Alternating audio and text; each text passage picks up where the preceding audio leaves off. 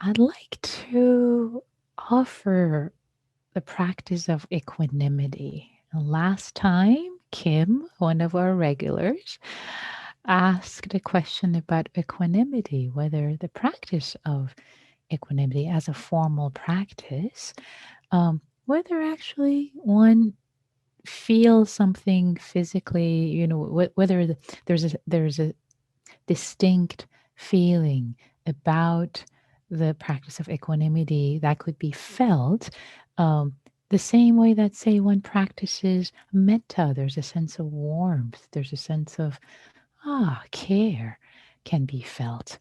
So, does equanimity have a flavor? Does it have a feel to it that's recognizable in the body and the mind?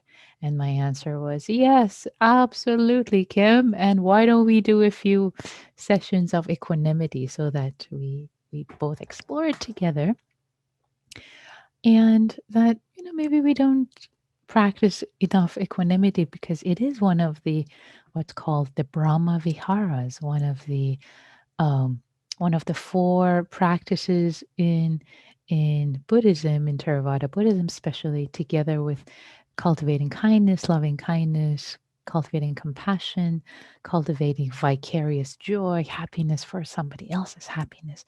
The fourth one is equanimity. Equanimity is in the same family, and it's practiced as a formal practice, not just as a state of mind, which equanimity shows up in a lot of different places in Buddhism, in the different lists. Can talk more about that next times maybe, but for today, equanimity really is a practice that is related to the other three practices that I just mentioned, and it really both supports them and it extends them. So I want to say a couple of things before we start practicing. So the word for equanimity in Pali is upekkha, upekkha. And upekkha, the word in Pali, has a sense of a bird's eye view, having a larger view on what's happening, a bird's eye view, perspective, a sense of perspective. And just as I say that,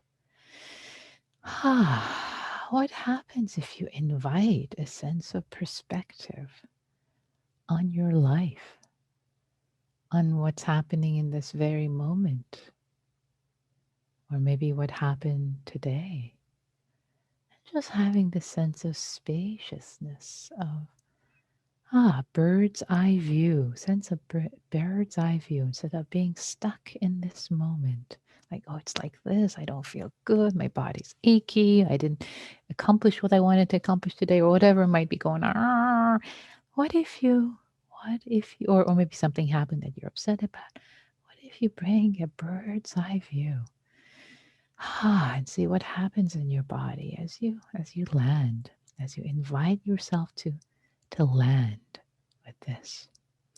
So the guided meditation I will do will explore this bird's eye view and this practice of equanimity from this perspective. There's so many different ways to practice it, and today we'll try this. We'll try this on for size.